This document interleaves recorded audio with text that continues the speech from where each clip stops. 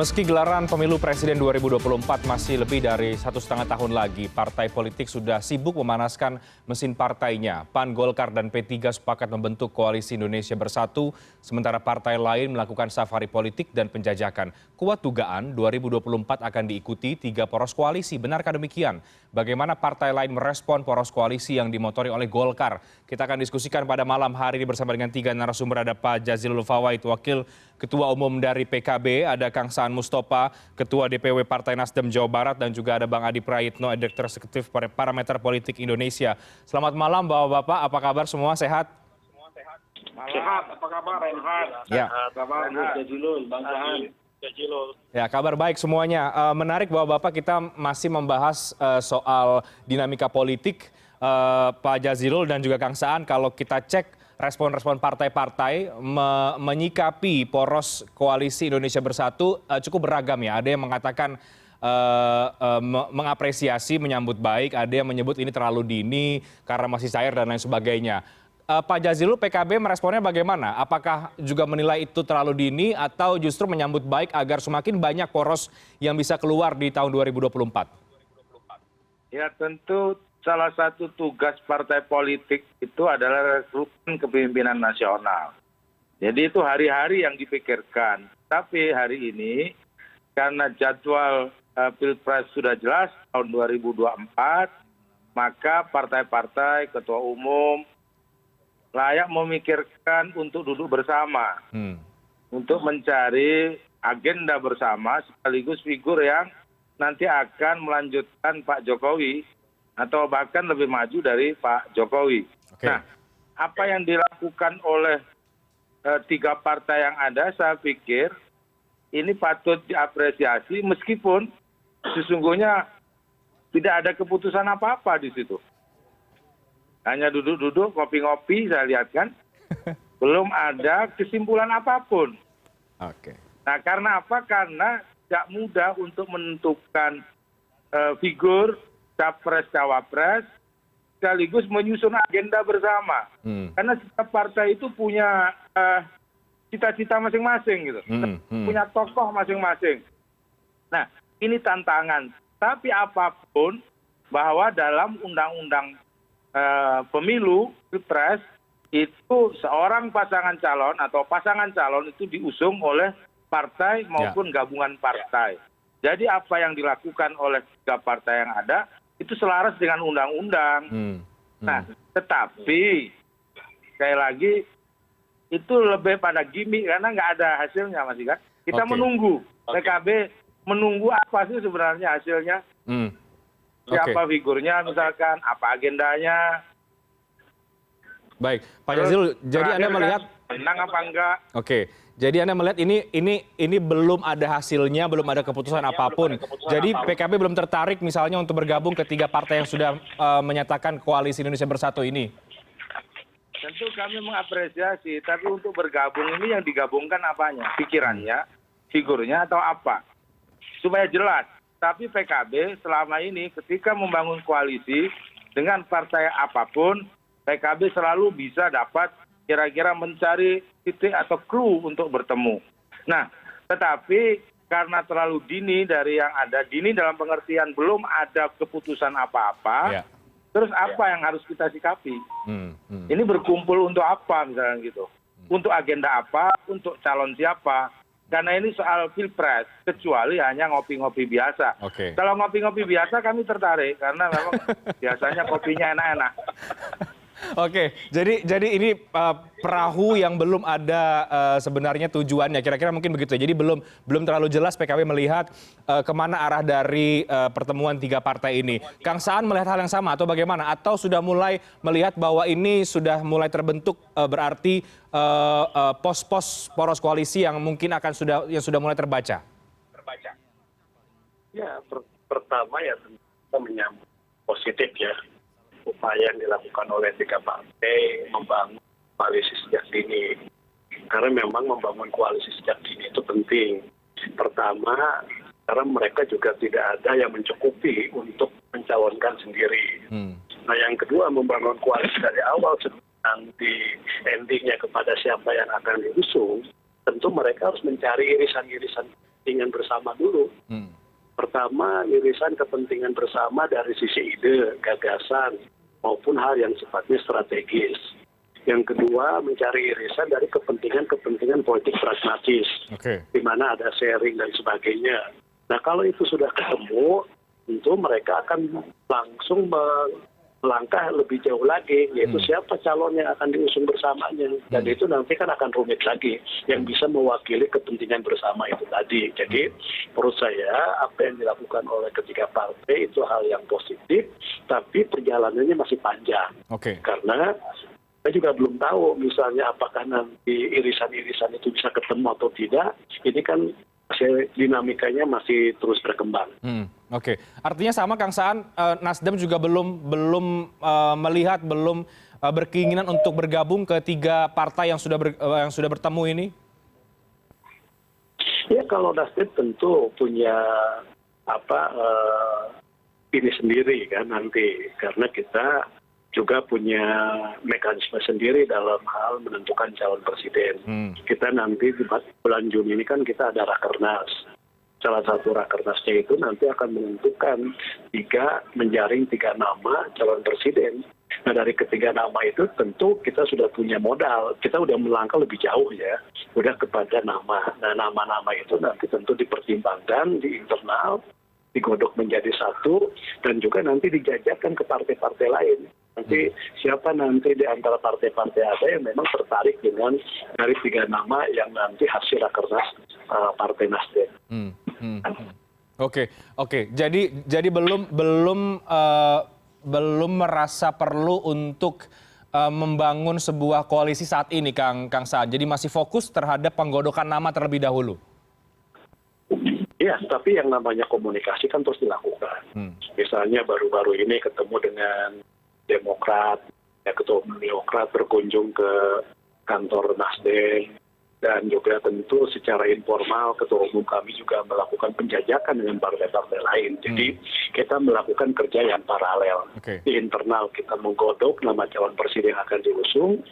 Ya, dalam waktu yang bersamaan kita juga membangun komunikasi dengan partai-partai lain. Karena kalau kita punya calon presiden tapi tanpa dukungan dari partai lain juga tidak mencukupi untuk mencalonkan. Maka kerja paralel itu kan menjadi hal yang sangat penting dilakukan oleh Partai Nasdem. Oke.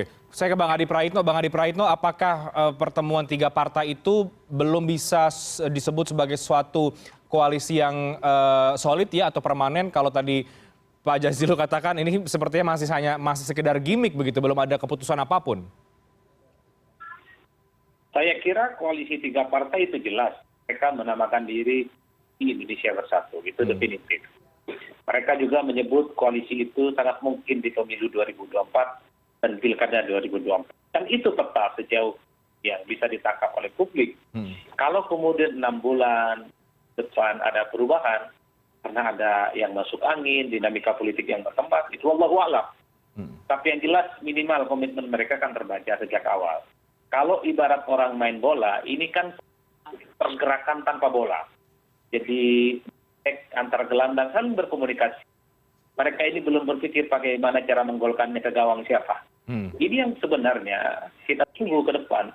Apakah ini sifatnya permanen ataupun temporal. Tapi yang jelas sebenarnya koalisi ini kan ditunggu oleh publik, apa yang harus dilakukan ke depan, terutama untuk menyelesaikan persoalan-persoalan kebangsaan kita. Misalnya soal recovery ekonomi di tengah pandemi COVID yang sudah mulai melandai misalnya. Bagaimana solusi mereka terkait dengan kelangkaan goreng, solar yang kemudian langka di berbagai tempat, kurangi kemiskinan, dan narasi-narasi besar ini yang ditunggu oleh publik dari sekedar membicarakan tentang siapa yang akan diusung oleh mereka di pilkada 2024 nantinya. Jadi ada plus minusnya sebenarnya koalisi ini ya, Reinhard.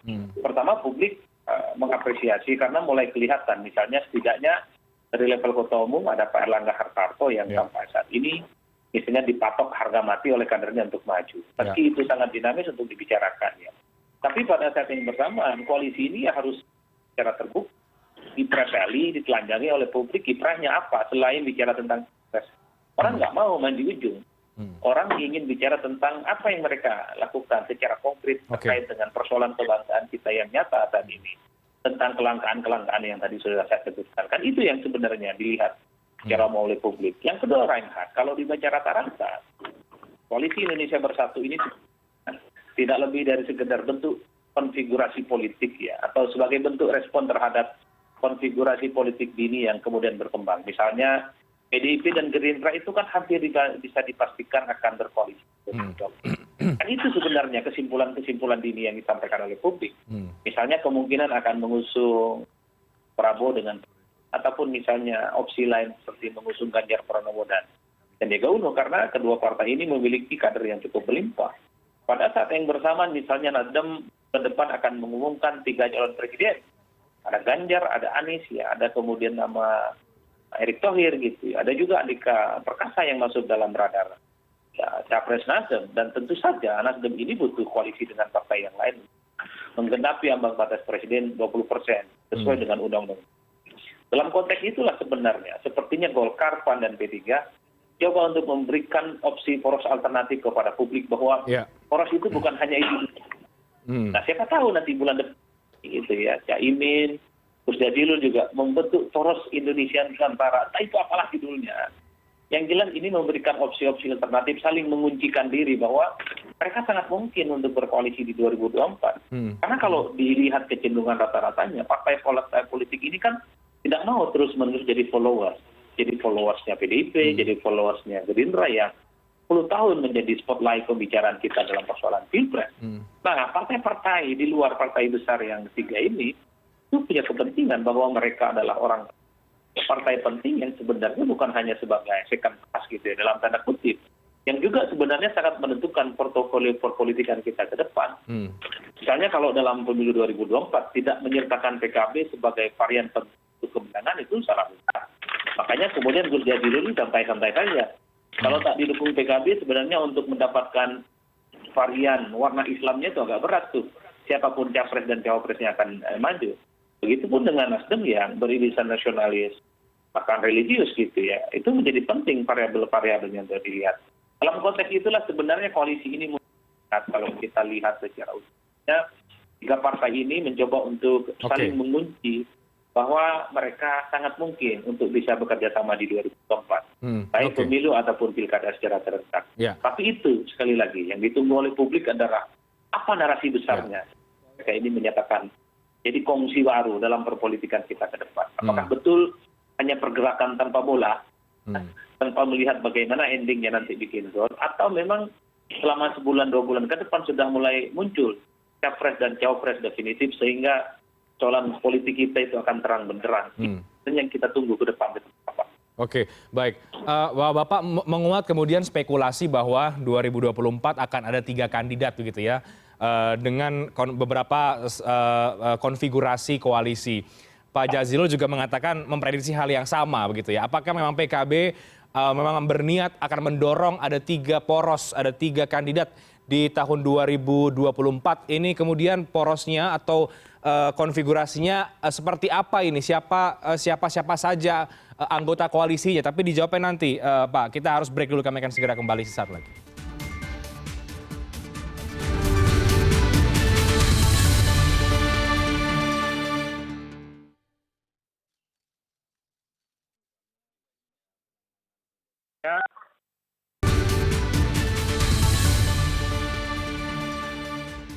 Baik, saya langsung ke Pak Jazilul. Kalau begitu melihat dinamika yang ada, Anda mengatakan kemungkinan akan ada 3 kandidat. Itu terlihat dari apa itu? Apakah memang PKB juga mendorong bahwa akan ada atau sebaiknya memang 3 poros di pemilu 2024 nanti?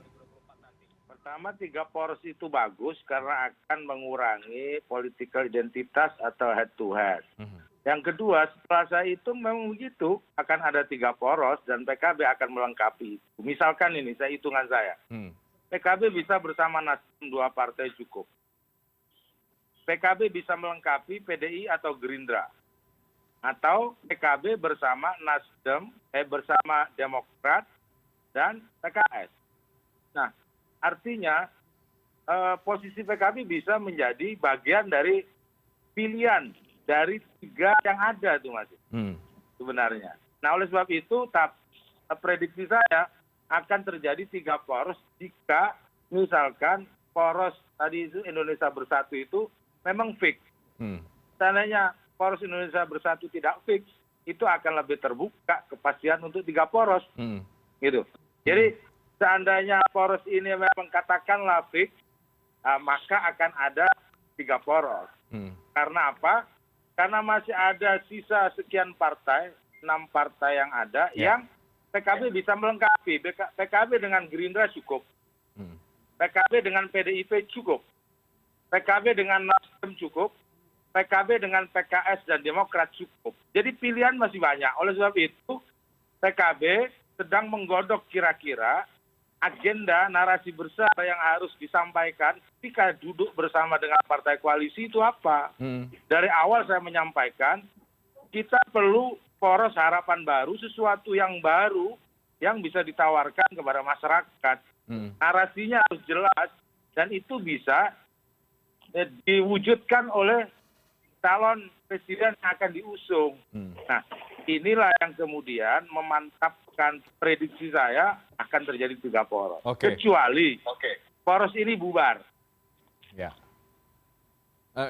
Kecuali poros Indonesia Bersatu bubar, itu bisa berkata lain. Oke, baik Gus. Nah, narasi yang baru yang ditawarkan PKB apa kalau begitu? Dan kalau kemudian sudah mulai terbaca ada poros koalisinya Golkar, kemudian juga PDIP Gerindra, dan juga mungkin ada Nasdem di poros yang lain mungkin ya, kita bicara di sana. Lalu posisi PKB ini ada di mana? Apakah memang sampai hari ini pun masih cair? Apa syarat bergabung PKB ke poros-poros koalisi misalnya? Apakah asalkan capresnya Gus Muhaimin atau apa, Pak Jazilul? Pertama, salah satu bahwa yang harus menjadi tolak ukur dan perhatian ketika koalisi itu duduk, betul-betul yang dipikirkan itu urusan rakyat. Karena apa? Karena saat ini rakyat kita mengalami kesulitan. Yang kedua, ya figurnya memang mampu diterima dan bisa memenangkan elektoral. Sebab apa? Sebab apapun agenda yang dibuat, narasi yang dibuat, kalau kalah nggak ada gunanya. Nah, oleh sebab itu PKB merumuskan supaya yang diusung PKB narasinya tepat dan bisa menang. Dan kami harus presisi untuk mengukur itu, dan kami sudah punya pengalaman selama ini ketika PKB melakukan koalisi. PKB selalu di pihak yang menang. Nah, hari ini karena kita punya tokoh Gus Muhaimin, tentu kami berjuang bagaimana Gus Muhaimin juga bisa diterima oleh partai lain sebagai figur. Nah, kalau tidak, bagaimana bicaranya? Apa agendanya yang harus kita lakukan? Nah, tetapi per hari ini para kader simpatisan PKB tetap ingin mendorong agar Gus Muhaimin maju menjadi calon presiden. Oke, saya ke Kang Saan. Kang Saan, Anda sepakat bahwa akan ada 3 poros di tahun 2024. Satu diantaranya disebut-sebut Nasdem punya potensi untuk menjadi motor poros koalisi.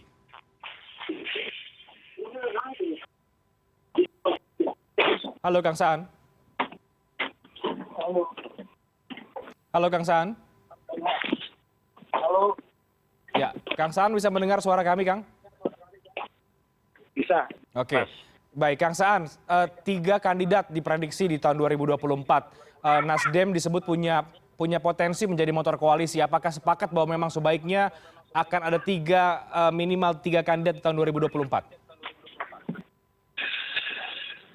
Minimal lebih dari 2 itu akan jauh lebih baik ya. Kita punya pengalaman 2 kali pemilu dengan 2 pasang calon yang terjadi kan polarisasi di tengah masyarakat ya, polarisasi di tengah masyarakat dan sebagainya. Maka menjadi 3 pasang menurut saya itu baik ya, untuk konteks demokrasi, juga untuk masyarakat, banyak memberikan alternatif pilihan.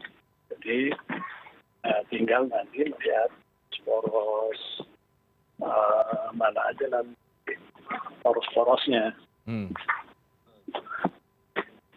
Jadi kalau misalnya apa yang dilakukan oleh Golkar dan P3 itu terus berlanjut sampai menemukan calon pasangan presiden, menurut saya itu positif.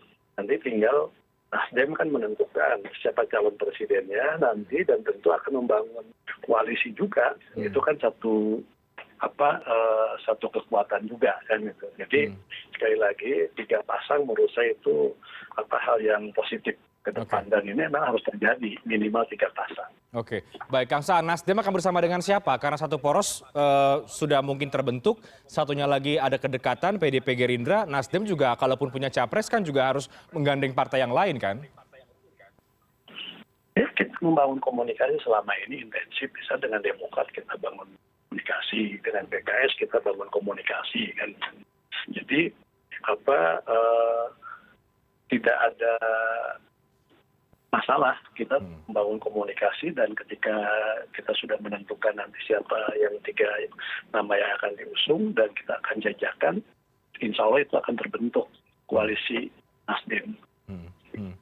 Oke, baik. Jadi kita menunggu juga nanti poros koalisinya dari Nasdem yang dimonitori oleh Nasdem. Bang Adi Praitno, seberapa besar potensi memang 3 kandidat? Anda melihatnya ini konfigurasinya akan seperti apa? Partai-partai mana yang kemudian bisa punya peluang merapat dalam satu koalisi sehingga terbentuk tiga koalisi di tahun 2024? Ya saya kira Nasdem dan PKB bisa menjadi poros-poros alternatif selanjutnya kalau melihat cairnya konfigurasi koalisi kita ya selama ini. Tapi kan tidak segampang itu dalam level praktik. Misalnya kalau Nasdem mengusung Anies Baswedan, maka sangat mungkin PKS itu bisa diajak bekerja sama. Belum tentu PKB mau karena misalnya basis konstituen pemilih Anies selama ini kan diasosiasikan pemilih yang kadrun, sesuatu yang selalu diperangi oleh PKB. Itu variabel-variabel pun. Apakah mau PKB itu juga menjadi bagian dari Nasdem kalau di dalamnya ada PKS? Karena selama ini kita juga tahu basis konstituen PKB dan PKS itu ya berbeda. Perang-perangan nggak berkesudahan. Ini soal Wahabi nggak Wahabi. Ini soal Nusantara nggak Nusantara. Itu yang saya sebut ada kerumitan-kerumitan pada level praktisnya sebenarnya kan.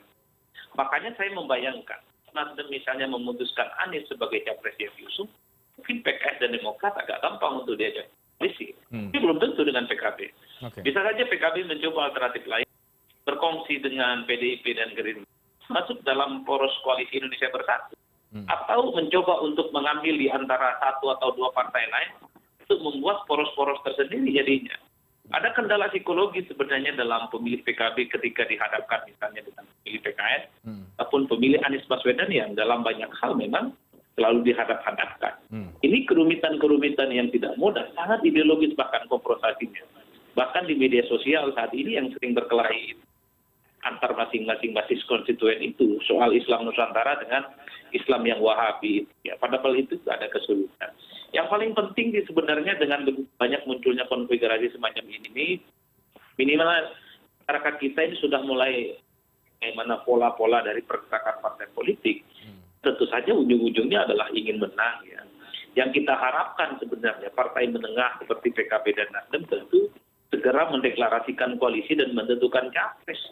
Itu penting sebenarnya untuk uji apakah kandidat dan koalisi yang disonding kepada publik itu bisa diterima ataupun tidak. Jangan-jangan memang capres dan poros yang mereka sounding ke publik itu mendapatkan aspirasi yang cukup luar biasa. Sampai sejauh ini kan belum ada. Justru hanya didominasi oleh partai-partai besar, oleh PDI, oleh Gerindra, dan oleh Golkar dan kawan-kawannya. Partai-partai yang masih belum menemukan desain bagaimana portofolio koalisi ini ya tentu sedang ditunggu oleh publik. Bagaimana kompetisi ide yang kemudian akan mereka sodorkan, itu jauh lebih bagus ketimbang poros-poros yang kemudian saat ini sudah mulai terbentuk. Ya, kan itu yang terjadi. Kalau soal agenda politik, saya kira nah ini poros koalisi yang dibentuk oleh partainya Jokowi nggak jauh-jauh amat lah dari apa yang disampaikan oleh Jokowi. Minimal misalnya melanjutkan infrastruktur yang sudah terbangun merata di seluruh Indonesia. Yang kedua misalnya yang tidak bisa dibantah dan diganggu-gugat itu soal negara.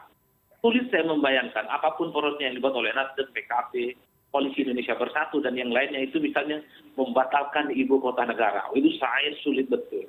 Atau misalnya membayangkan menghentikan infrastruktur fisik kemudian dialihkan menjadi infrastruktur yang lain misalnya. Infrastruktur ekonomi, infrastruktur pendidikan, kesehatan dan seterusnya.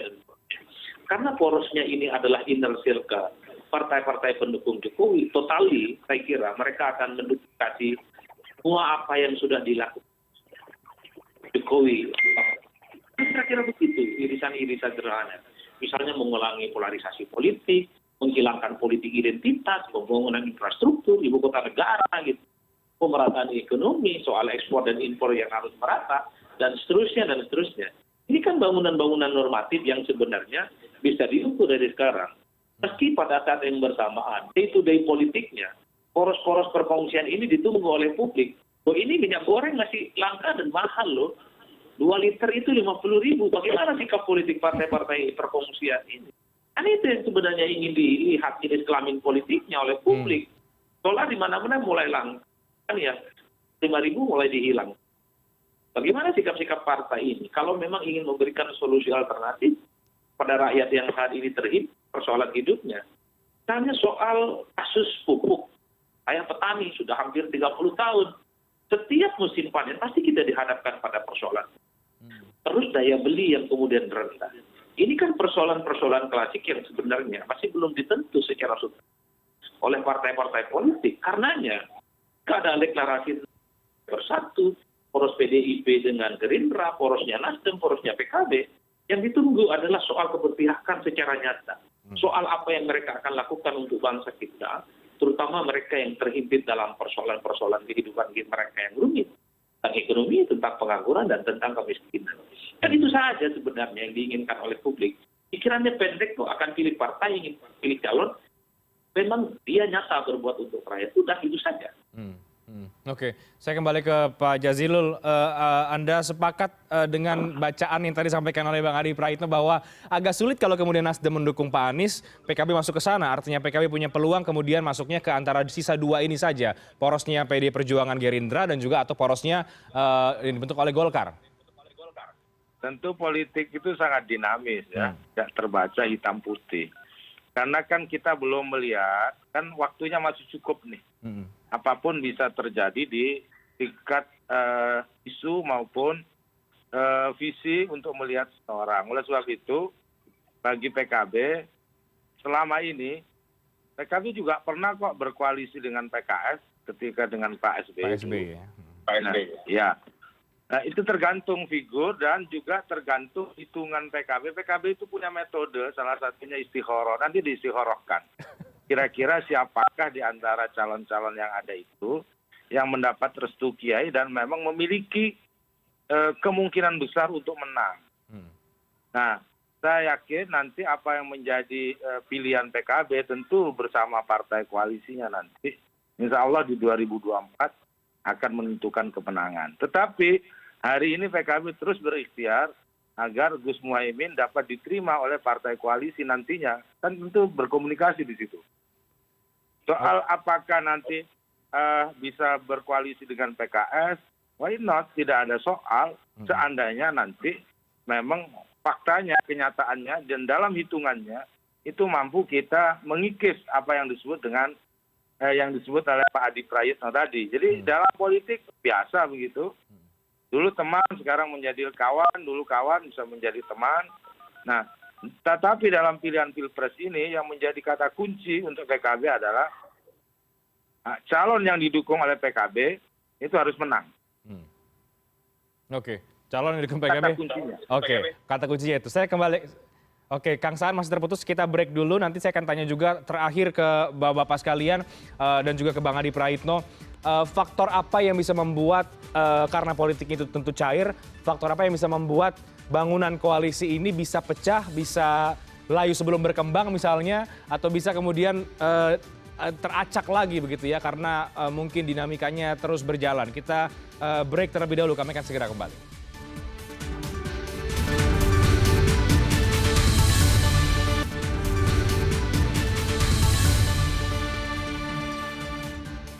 Baik, kita masih membahas otak-otik koalisi di 2024. Segmen terakhir, Bapak, saya mau ke Kang Saan. Karena DPW Jabar, ketuanya Kang Saan juga merekomendasikan Anies sebagai capres ke Partai Nasdem.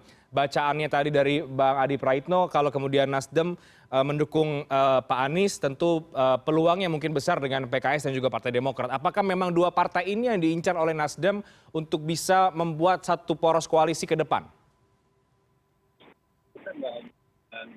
Itu saja ya. Karena juga memang pusat utama yang akan digunakan belum. koalisi banyak atau kita juga membangun dengan Mas Jajilul ya. Itu juga kita relatif membangun komunikasi. Tapi pada prinsip konfirmasi bangunan koalisi yang dari awal, menurut saya itu positif.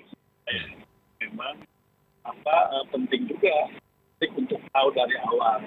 Karena nanti akan terlihat konfigurasi koalisi itu dibangun dasar bahkan cita-cita bersama atau hanya semata-mata kepentingan politik pragmatis. Ini hal-hal yang penting untuk terus didorong sebelum misalnya ada calon bangunan koalisinya sudah harus terlihat dulu kan. Jadi hal yang penting. Tapi kalau Nasdem sekali lagi secara paralel membangun komunikasi dengan seluruh partai dengan DND-nya akan dengan mana apakah dengan PKB nanti misalnya S kan mungkin yang sekarang koalisi juga jadi bisa dalam perjalanannya akan ada sehingga dengan Nasdem mungkin saja. Oke, agak terputus-putus suara Kang Saan. Saya ke Bang Adi Praitno. Nanti terakhir saya ke Pak Jazilul, Bang Adi Praitno. Jadi faktor apa yang bisa membuat bangunan koalisi atau mempengaruhi keputusan-keputusan politik ketika membangun satu poros koalisi di tahun 2024? Apakah ini soal nama-namanya atau ada faktor yang lain? Ya kalau bicara tentang pilpres ya soal untung dan rugi. Partai-partai ini pastinya tidak ada yang mau rugi. Pastinya semua ingin jadi untung. Syukur kalau ketua umum mereka yang jadi capres ataupun cawapres dan menang.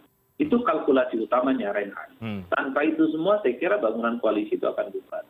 Termasuk soal misalnya soal siapa capres dan cawapres. Itu juga akan menentukan apakah koalisi itu bisa bubar tengah jalan dan layu sebelum berkembang.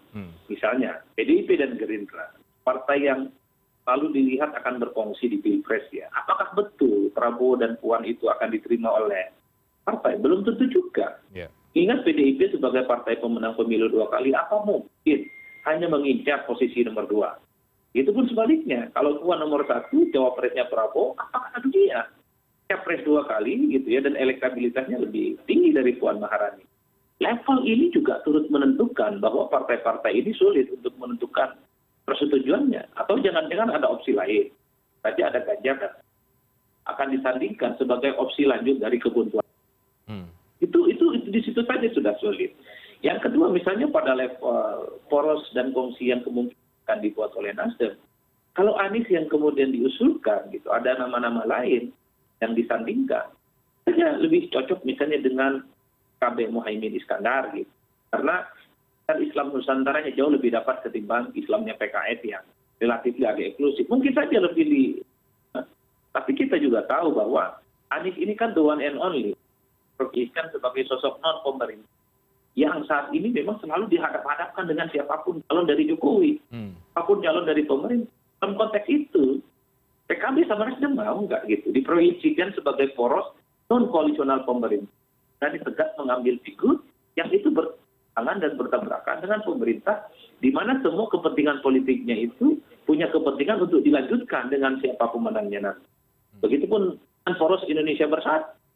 Apa mungkin si capres itu dipatok harga mati oleh Pak Erlangga misalnya? Sekalipun misalnya sebagai partai pemenang pemilu nomor 2, tapi kan elektabilitas Pak Erlangga suaranya tidak terlampau signifikan. Kalau tiba-tiba misalnya PAN dan P3 menyorongkan ada nama figur lain yang elektabilitasnya maju, ini kan membuat suasana koalisi kan juga agak sedikit nyar-kacir gitu ya soal menentukan siapa komposisi yang seharusnya diusung dalam capres dan cawapres. Ini adalah variabel yang kemudian bisa dijadikan parameter apakah koalisi itu bisa terbentuk dan bisa terwujud. Hal-hal lain sifatnya normatif, polarisasi, kesamaan visi misi itu bisa diskusikan selama sejam 2 jam selesai. Partai-partai ini pasti pragmatis, taktis dan ingin menang. Itu saja. Untung dan rugi. Itu adalah mazhab semua partai politik yang menentukan koalisi di pemilu 2024. Populer dan hebat, kemungkinannya kalah, saya kira partai seperti PDIP dan Nasdem nggak mungkin tuh itu ikut berkongsi. Sekalipun tidak populer, tapi kemungkinan menang. Nah, sepertinya itu akan menjadi perkongsian yang akan dilakukan oleh PDIP dan Nasdem. Jadi, hubungannya untung dan rugi, bukan hanya sebatas hal-hal yang yang hanya indah dibicarakan di ruang kelas dan on paper. Oke, Bang Adi Praitno, mengapa menjadi penting menurut Anda setelah adanya Poros Indonesia Bersatu ini bagi Nasdem dan juga PKB katakanlah saat ini untuk juga langsung merespon dengan menentukan capres atau mungkin menentukan siapa poros koalisinya? Mengapa itu perlu dilakukan? Karena kan sebenarnya waktunya masih cukup agak lama ya, Bang Adi Praitno. Ya karena memang saat ini mulai terbentuk persepsi publik ya bahwa sudah untuk poros-poros koalisi dan relatif sudah ditentukan oleh poros partai koalisional pemerintah. PDIP dan Gerindra sejak lama dikongsikan gitu ya. Capres dan cawapres yang sudah mulai dipasang-pasangkan, kan begitu banyak lembaga survei yang melakukan simulasi. Yang terbaru, yang teranyar deklarasi adalah koalisi bersatu. Semua partai pendukung Jokowi yang mengatakan bahwa kami watona dan memperjuangkan semua agenda politik yang sudah dilakukan oleh Jokowi. Belum secara definitif kira-kira siapa yang akan diusung. Tapi kan di antara ketua umum partai politik kan Erlangga diwajibkan maju kandidat capres oleh Golkar dalam Munas misalnya. Itu adalah suatu yang saat ini. Di luar itu partai-partai koalisional pemerintah PKB gitu ya, kata Munas dan itu belum menentukan sikap kira-kira responnya. Kan ini yang sebenarnya dilihat oleh publik. Makanya ketika Nasdem mencoba untuk memproyeksikan capres di bulan depan, ini adalah tanda bahwa poros ketiga di luar koalisi Indonesia Bersatu, di luar PDIP dan Gerindra akan muncul poros-poros lain. Apakah nanti akan di situ ada PKB dan Nasdem, munculkan nama yang sama gitu ya. Siapa tahu napres yang akan diusung oleh Nasdem ada Muhaimin Iskandar di situ. Ini tentu akan menarik menjadi pembicaraan. Ini loh poros-poros alternatifnya yang akan muncul. Tinggal nanti tidak ada yang perlu khawatir karena poros kemungkinan akan diusung oleh partai non koalisional Jokowi itu yang tidak ada. Dipelopori oleh PKS dan Demokrat itu nggak ada. Ini yang sebenarnya bisa menetralisir kepentingan pemerintah dalam hal ini bahwa tanding di Pilpres adalah Jokowisme. Itu sebenarnya Reinhardt. Lihat secara umum. Oke, Pak Jazil ada tambah dari Anda. Kalau ada 3 kutub politik satu poros sudah terbentuk, ini PKB tidak langsung kemudian berpikir untuk membentuk lagi atau bergabung, apa yang membuat masih melihat-lihat dinamika politik yang ada, Pak Jazilul? Ya tentu waktunya masih cukup. Ini untuk melakukan pertimbangan yang matang, sekaligus berkomunikasi secara baik dengan partai-partai yang ada. Yang jelas PKB tidak akan terlalu terburu-buru dan harus presisi untuk menentukan kawan koalisi. Bisa jadi apa yang disampaikan oleh Mas Adi tadi dengan Nasdem juga oke, pas itu. Artinya dihitung 20% angka untuk mengusung pasangan calon cukup. Tetapi PKB juga punya sejarah yang lama dengan PDIP. Juga ada, ini hubungan baik juga dengan Gerindra. Jadi ini semuanya menjadi pilihan-pilihan bagi PKB juga untuk kemudian untuk mencek dan waktunya masih cukup untuk untuk mengecek lebih dalam, lebih detail soal kemungkinan bahwa poros yang akan dibentuk ini memang betul-betul poros yang dapat memberikan harapan baru dan menang. Karena bagi PKB menang itu penting. Sebaik apapun agenda calon, kalau kalah nggak bisa menjalankan apa-apa. Politik memang begitu. Ya, tapi kembali ke soal poros yang dimotori Partai Golkar, sekali lagi PKB menanggapinya santai-santai saja ya, Gus? Ya, kalau itu kan, kenapa santai? Karena justru buat PKB itu makin memberikan peluang yang lebih jelas bahwa poros yang akan terbentuk itu 3. Dan kalau itu memang terjadi, posisi PKB makin strategis. Iya, karena apa? Karena kemudian PKB bisa melakukan komunikasi juga dengan partai-partai di luar 3 partai yang ada atau dengan 3 partai yang ada. Tinggal menentukan saja nanti kira-kira apa arahnya dan seperti apa nanti cara bekerja dan capresnya. Nah, kenapa kita mengapresiasi yang ada? Karena itu makin menjelaskan bahwa PKB akan lebih penting nanti posisinya setelah 3 poros ini terbentuk. form gitu, Oke. berbentuk final. Nah ini kan belum. Oke. Makanya PKB akan melihat saja, melihat dulu seperti apa, sembari terus melakukan komunikasi dan kita terus berjuang agar angka elektoral Gus Muhaimin juga terus naik. Gitu. Oke, jadi siapa capresnya itu juga menjadi penting. Apakah PKB akan bergabung atau tidak, gitu kira-kira ya Gus? Ya tentu, karena itu kan bagian dari apa yang dibicarakan nanti dalam koalisi. Itu mau tidak mau gitu. Nah, apalagi PKB memiliki komitmen dan teman-teman juga memiliki harapan agar di 2024 ada figur baru dan juga di antara presiden yang ada itu salah satunya tokoh dari PKB. Gitu. Oke. Ini juga tantangan meskipun itu tidak mudah, tetapi sebagai tekad dan perjuangan saya pikir harus dilakukan oleh PKB. Oke, kita akan lihat nanti siapa atau bagaimana poros koalisi setelah poros yang dimotori Pak Erlangga Hartarto dari Partai Golkar. Apakah benar sesuai bacaan yang banyak diprediksi ya, Nasdem dengan beberapa partai, kemudian PDI dengan Gerindra dan PKB yang tampaknya masih santai. Pak Jazilul melihat kemana kemudian arah koalisinya. Terima kasih banyak Bang Adi Prayitno, Pak Jazilul Fawait, terima kasih banyak, dan sebelumnya ada Kang Saan Mustofa yang bergabung. Terima kasih banyak, selamat malam Bapak-Bapak. Terima kasih, selamat malam. Presiden Joko Widodo dan Ibu Negara Iriana telah tiba di tanah air usai melakukan rangkaian kunjungan kerja di Washington DC, Amerika Serikat. Kami akan segera kembali.